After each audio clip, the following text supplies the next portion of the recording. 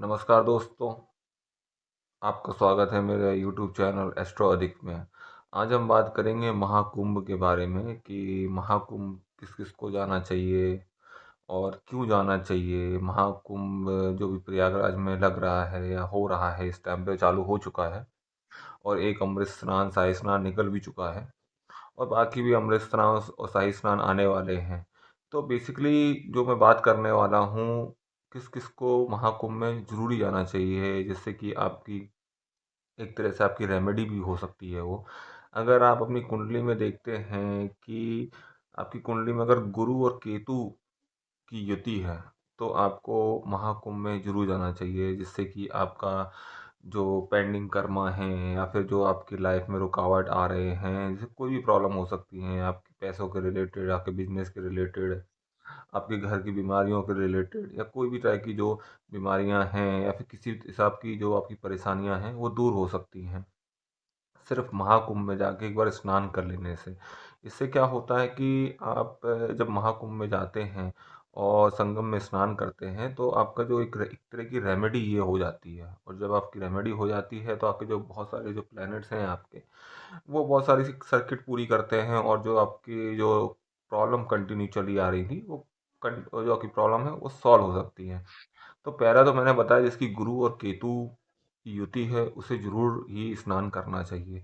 दूसरा, जिसका मीन राशि बहुत ज़्यादा कुंडली में प्रोमिनेंट हो, जिसमें बहुत सारे ग्रह बैठे हों, कुंडली में बैठे हों और आपके नवांश में बैठे हों, तो आपको जरूर ही आपका प्रयागराज में जाके आपको स्नान करना चाहिए, खासकर अगर मीन राशि में बहुत सारे आपके प्लैनेट बैठे हैं। और दूसरा, अभी आप जानते हैं कि ये शनि अभी मीन राशि में 29 मार्च से आने वाले हैं। तो मीन राशि क्या है? मीन राशि पानी को डिनोट करती है, नदियों को डिनोट करती है, वाटर को डिनोट करती है बेसिकली।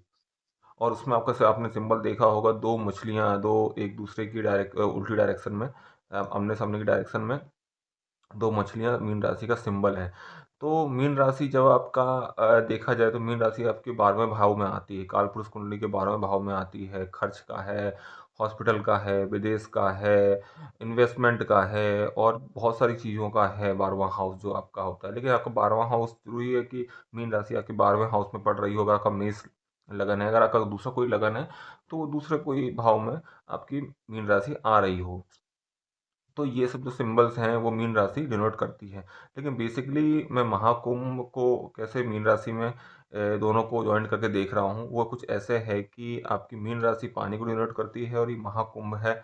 महाकुंभ है आपका जो तीन नदियाँ मिल रही हैं वो पानी से डिनोट हो रही हैं, तो आपकी बहुत सारी रेमेडीज इसमें हो सकती हैं। बेसिकली आपकी गुरु केतु है तो हो सकता है, या फिर आपके जो अकेला गुरु है, तो अभी आपको मीन राशि में का गुरु है, तो भी आपको जाना चाहिए, आपको स्नान करना चाहिए। केतु है तो केतु भी आपको जाके स्नान करना चाहिए। और दूसरा, अगर गुरु के जो नेक्स्ट हाउस, सेकंड हाउस या 12वें हाउस में आप एक घर आगे या एक घर पीछे अगर केतु है या और भी कोई प्लेनेट है, तो आपको जरूर ही आके स्नान करना चाहिए। बेसिकली जो ये प्रयागराज का स्नान है, ये डिनोट करता है, जो रेमेडी है मीन राशि की हो गई और गुरु की हो गई, केतु की हो गई, और शनि को मैं इस तरह से जोड़ रहा हूँ क्योंकि अभी जो ट्रांजिशन आने वाला है शनि का 29 मार्च से, तो वो भी आपके लिए बहुत ज़्यादा बेनिफिशली रहेगा। तो ये जो महासंगम है, ये बहुत ज़्यादा ही आपके जो प्रॉब्लम्स हैं, प्रॉब्लम्स को ख़त्म कर सकती है, आपके बहुत सारे प्लैनेट्स को एक्टिवेट कर सकती है, जिससे कि जो अभी ख़राब जो आपका टाइम चल रहा था या फिर आपके जो लाइफ में अभी जो ख़राब पीरियड आ रहा था, तो वो सब निकल जाएगा, वो सब ख़त्म हो जाएगा सिर्फ एक स्नान करने से। एंड देन दूसरा, आप क्या करें, अगर जब स्नान करने जा रहे हैं, तो स्नान करने के बाद सूर्य भगवान को जरूर जल चढ़ाएं। अगर आपके पास कलश है तो कलश से चढ़ाएं, नहीं तो हाथ से ही पानी रख के आप उंजली में उनको जल अर्पण कर सकते हैं। और निकलने के बाद दान जरूर करें, क्योंकि दान बहुत जरूरी चीज़ है। जब आप महासंगम में या फिर इतनी बड़ी जो एनर्जेटिक जगहों पर जाके स्नान करें, तो उसके बाद कुछ दान जरूर करें। आपके पास जैसा भी हो सके, कुछ खाने का दान कर सकते हैं या फिर पैसों का दान कर सकते हैं। तो इस तरह से आप उनका वहाँ जाके दान भी कर सकते हैं। और मैं अगर दूसरा बताऊं कि अगर किसी का मीन लगन है, तो उसे तो ज़रूर ही स्नान करना चाहिए। एंड देन दूसरा, आप नवमांश में देखिए, नवमांश में आपकी गुरु और केतु की क्या पोजीशन है, आपकी मीन राशि कौन से भाव में फॉल हो रही है, तो आपको वो भी देखना है कि कौन से भाव में फॉल हो रही है। तो उस हिसाब से आप है ना गंगा स्नान जाके और जो तीर्थ का स्नान है वह कर सकते हैं। देन दूसरा, आप वहाँ से जो जल है वो भी भर के ला सकते हैं, जैसे कि आप घर में छिड़काव या फिर दूसरी जगहों पे यूज़ भी कर सकते हैं, क्योंकि वो बहुत ही एनर्जेटिक चार्ज वाटर है, जो कि आपके घर में एक तरह की पॉजिटिव एनर्जी लाएगा। एंड देन दूसरा, उस वाटर को आप है ना किसी भी बीमार इंसान को आप दे सकते हैं। वो अगर बीमार इंसान अगर उस पानी को लेता है तो बहुत सारी पॉजिटिव चीज़ें उसके अंदर आएंगी और बीमारियों से दूर भी हो सकता है। एंड देन दूसरा, अगर मैं बात करूं गुरु केतु और मीन राशि, क्योंकि मीन राशि जो ओरिजिनल ओरिजिनल जो है 12वें भाव में पड़ती है और गुरु इसका राशि स्वामी है।